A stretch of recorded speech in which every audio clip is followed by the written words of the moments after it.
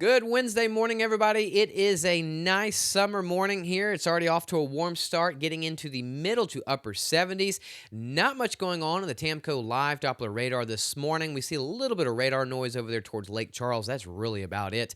We zoom out, we do see some showers and thunderstorms going on in parts of the western coastline of Florida. They've got this weak frontal boundary that's going to be moving into the region. So, next several days, you're actually going to see some rounds of heavy rainfall in portions of Florida the next several days. But we're not going to see that here. We're still very dry in the mid to upper levels, thanks to Tamco showing us what's going on the satellite and radar this morning.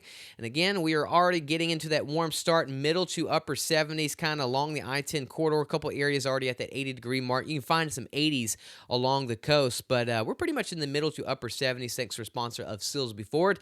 And we're going to continue warming up and heating up quickly, especially by this afternoon. We're going to get into the middle to upper 90s. Several areas could get close to the 100-degree mark. And think about that heat index getting up to 101 to at least up to 110 degrees. So definitely take some breaks, stay cool. And thanks to our sponsor of Modern Concrete. It's been very dry this week, so they've been getting a lot of things done. Anything construction or just any outdoor plans, we're able to rock and roll. We just got to take some breaks because it is so hot. I mean, those temperatures get into the 90s very quickly. So definitely try to take breaks, stay cool as much as possible. I work outside, so I mean, hey, I understand. One thing that is not heating up is the tropics.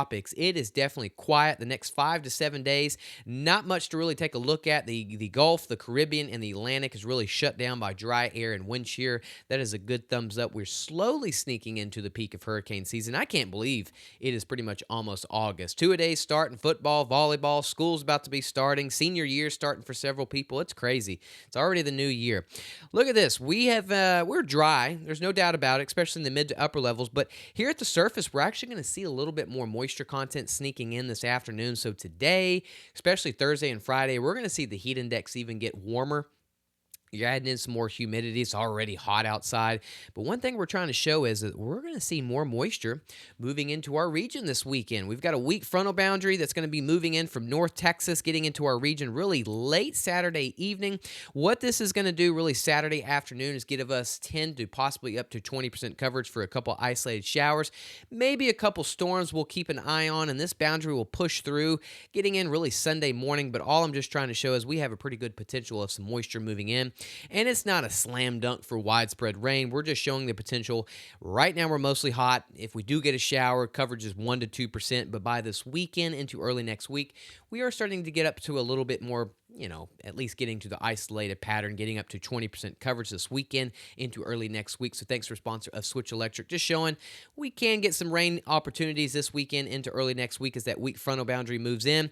But this afternoon, it is going to be hot. That is really going to be the main story. Again, there's a couple showers, maybe an isolated storm. We get more moisture, so the moisture, the heat of the day, we might see, maybe 2 to 5% coverage is just not enough to put into the forecast, just showing it's going to be a mostly hot, mostly dry day. But I wouldn't be shocked to see a shower kind of form somewhere near Houston, Jersey Village, towards the Woodlands, maybe towards Lake Charles, towards the Oakdale area. That's where we could see some of these isolated showers, but it's going to be a mostly hot, mostly dry day today.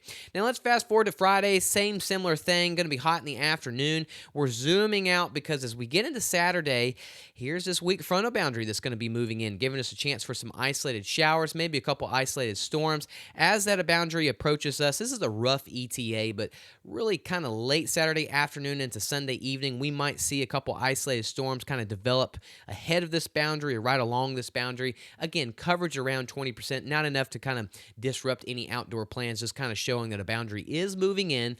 Instead of having many areas into the upper 90s, near 100 degrees come Sunday, we might get those temperatures back down to kind of the low 90s to mid 90s, and just showing we have a chance for some rain, up to 20% coverage. The heaviest rain, though, is going to stay well towards our east. This weak frontal boundary kind of lingers into Florida, so next several days, 1 to 3 inches of rain. In fact, by the time we get to Sunday and Monday, they might see some isolated areas. A lot of this could be offshore along the coast, getting up to 5 up to 8 inches of rain. And again, a lot of it's 1 to 3 inches the next several days. Isolated areas by Monday could get up to 7 to 8 inches. But for us, by this weekend, we might see some isolated areas get up to a quarter of an inch, up to a half an inch. But we pretty much, nothing too heavy.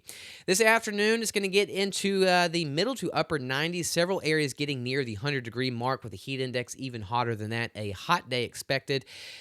Coverage of rain today is 2%, 5%, so there's really no relief from the heat. Down towards the coast near 90 degrees, thanks to a sponsor of Sills before. At least we get a breeze, though, during the afternoon. And then overnight, that's when we don't see the breeze. It gets very warm, muggy, and sticky. You kind of start seeing some fog building in the early morning hours. Temperatures into the middle to upper 70s, closer to the coast, near low to mid 80s. And then here we are for the next 5 to 7 days for Southeast Texas. We are hot, mostly dry to finish out the week.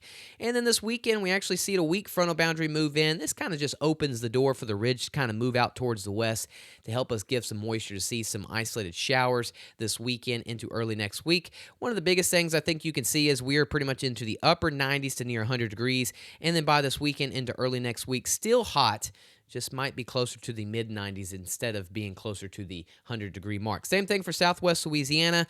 Pretty dry. We start seeing a little bit better rain chances this weekend into early next week. This kind of helps, bring the temperature down just a little bit this weekend and early next week. Hey, anything's better than nothing. I'll take anything, right? But thanks for tuning in to the Wednesday morning show. Y'all have a wonderful Wednesday.